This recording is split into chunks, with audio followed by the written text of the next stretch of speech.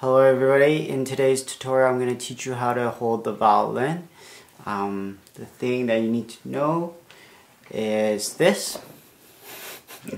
This is a shoulder rest, alright? And this part of the violin.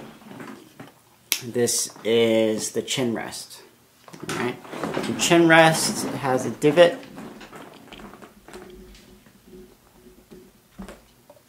Curvature, it goes down and up, right?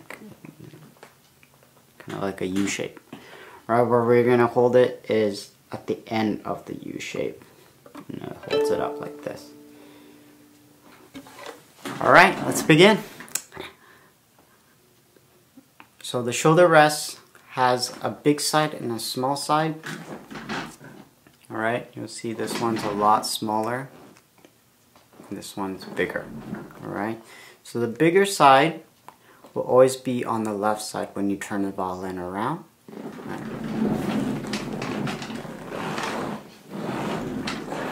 So when you turn it around, okay, the big side goes on the left side. There you go, left side. Alright, and the smaller side is on the right side. Okay?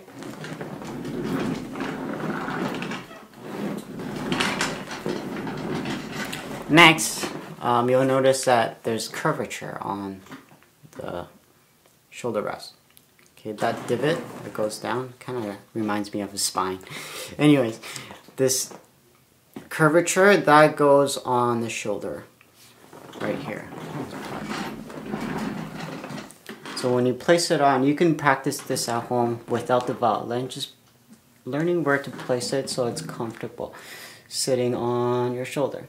So some people, when I first teach them, they end up holding it here or end up holding it here, and you'll notice that a lot of the part of the shoulder rest is not on the body. So try and figure out a good angle where it rests well on your shoulder and the body. Okay? Next, placing it on. I like to do one side on first. One side goes on first. Like so. Okay? And then the other side slides up, goes up, and then down. And as you push this side down, it tightens, so it's secure. Alright, it's secure. It won't move. Alright, try not to go and clamp it on by forcing it in, by doing this, by clamping it in like this. It'll damage the violin, it's not good. You'll probably end up wrecking your shoulder rest. Seen it happen. Alright, so always try and slide up, down, and then push down, and that'll secure it. Now I have a wider shoulder, and the neck distance is actually quite long for me, so I like to have the way I adjust my shoulder rest is actually quite wide apart.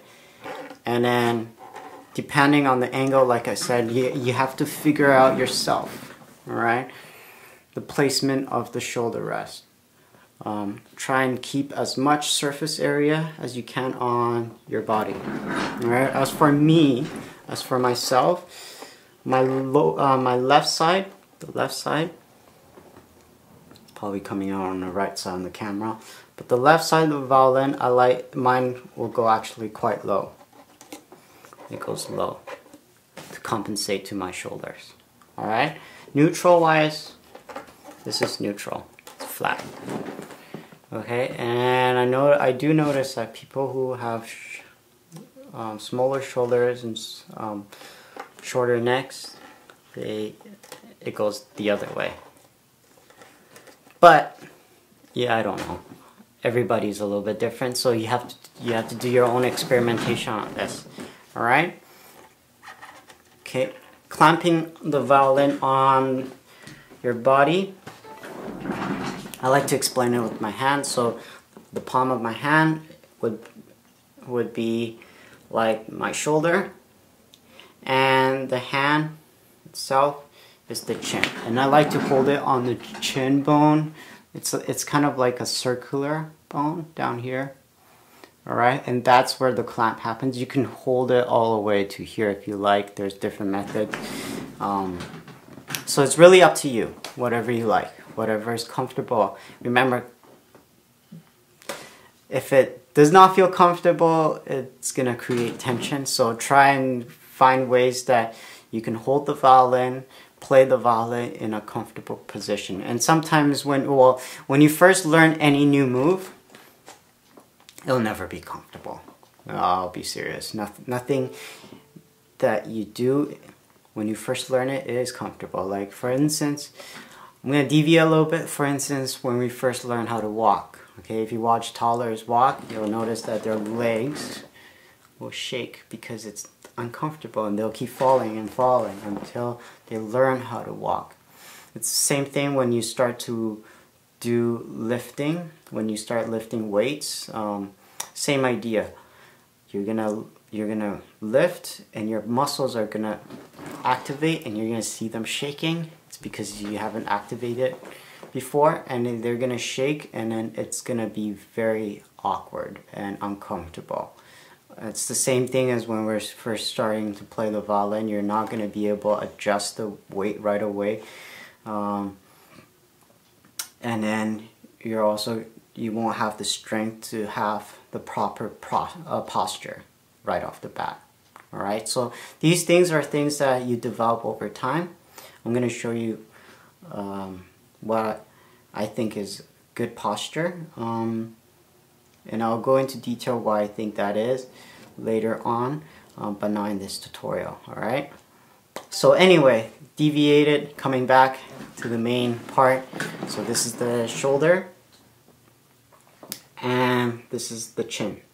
Alright, so what happens is it's like acting like a clamp, and when you clamp it on, the violin stays up. Alright, you see that? Do it one more time. Shoulder, chin, jaw, sorry, not chin, jaw, goes down, clamp, boom, done. No, I'm just kidding. Alright, so that's how you hold it. So now let's put everything together. The shoulder rest, goes back, big side on the left side, right? Push down, alright, down, comfortable, jawbone, goes down, clamps down, and there you go, holds that up. Alright, and I like to say that you want to keep a straight line. The scroll of the violin, keep a straight line, right? That's neutral position, alright? When I talk about neutral position is just what is, okay, the reason why I explain neutral position is when we practice, we try and play as much as we can in neutral position. Concert-wise, when we play in front of other people, nerves get to us, our body interacts differently, and it does a lot of weird things too. So don't worry about that particular setting. This is strictly just for practicing sake. So practicing wise, keep it neutral, straight. So none of this. You'll notice that when I do that, my shoulder actually goes up. Alright, goes up. And you try and keep your shoulders straight, aligned from each other. And then you guys can see that. Right?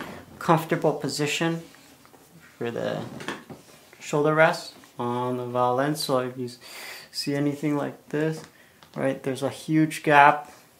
That's not good. Huge gap on the top. You can't actually, I can't hold it like this. So see if you figure this out first. Maximum surface area of the chin rest, sorry, shoulder rest to your body. your shoulders. And there you go. That's how you hold it. Another method of holding it is closer to the chin, like this. I do it too. Not saying it's wrong. Alright, you can do it as well.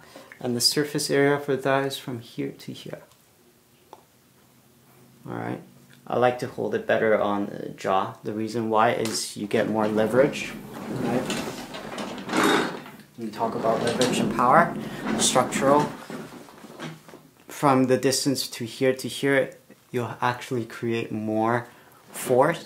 If you try and push down against your hand, you'll notice that your head is able to push it down. Try this at home, right? You'll notice that from here, if you try and hold the violin closer to your chin, you'll notice that the chin is actually not as strong than here. Different placement. This is, create more tension from here. Pushing your hands down is a lot more difficult than pushing it down from here. You have more leverage.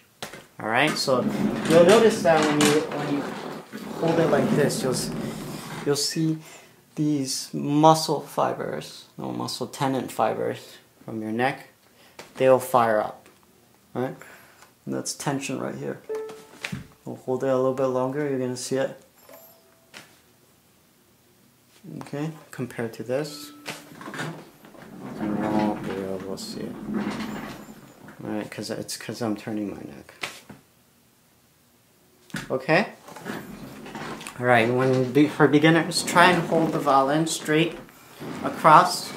I'll say for little kids, do 10 seconds, 10 to 15. A little bit older, you can do 15 to 20. And over time, you can increase it to 30 to 40 seconds. 30-40 second hold, 5-second rest, 5 to 10 second rest in between each interval. And that over time you will create more strength for your neck to hold the violin up. Alright? Whenever you feel strain, put your violin down. Even for the hand, I'll teach you how to hold the bow later, but even for the bow hold, when you feel strain, put it down and do some stretching exercises or releasing tension exercises.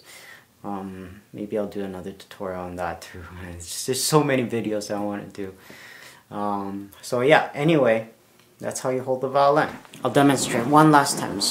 Alright? Neutral position, shoulder to shoulder. Down. Proper surface area. Chin, jaw. Alright, you can hold it in those two places, whichever you feel more comfortable. For me, it's the jawbone. Alright, straight. Okay, not up, not down. And some people hold it here. Notice that, again, it's the surface area of the shoulder rest does not work here. Like this. Alright? Try and move it closer on the side.